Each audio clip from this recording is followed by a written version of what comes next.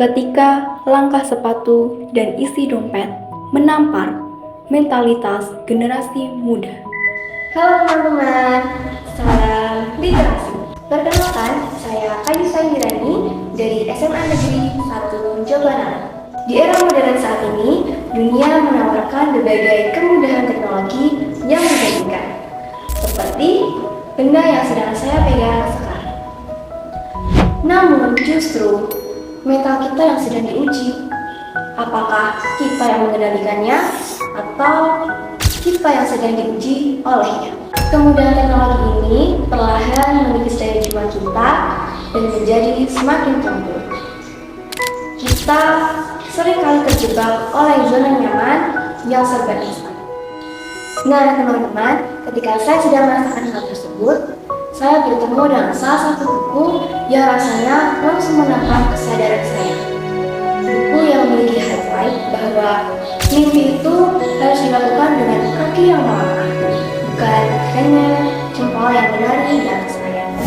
Ini dia novel Dompet Ayah Sepatu Ini, sebuah mahakarya dari penulis muda berbakat Indonesia, Jombang Satani Khair atau JS Khair.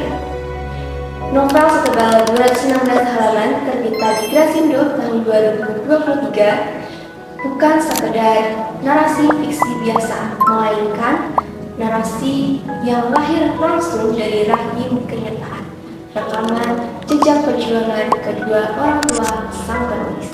Kabarnya cerita ini sedang dalam proses pengerjaan ke layar lebar loh.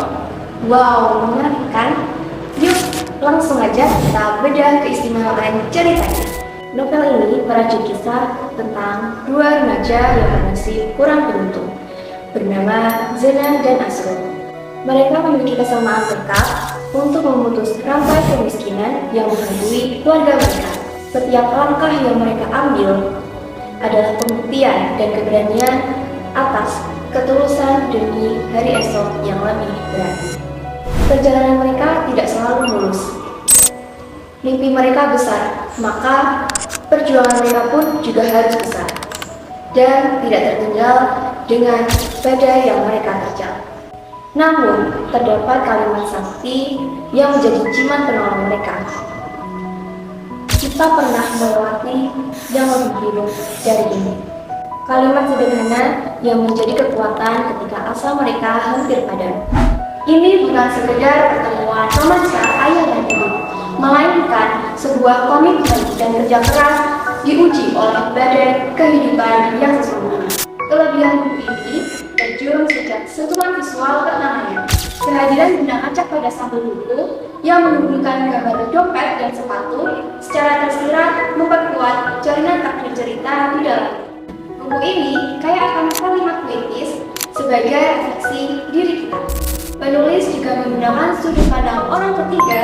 Efeknya, kita sebagai pembaca dapat lebih luas mengetahui karakter kedua tokoh utama lebih mendalam.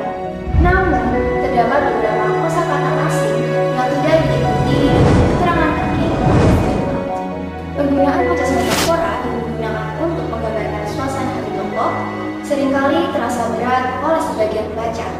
Selain itu, dari pembukaan 25 hingga epilog, alur ceritanya digerakkan terlalu cepat, sehingga penyelesaian konflik utamanya terkesan terburu-buru. Meski demikian, nilai utama dalam buku ini tidak berkurang sama sekali.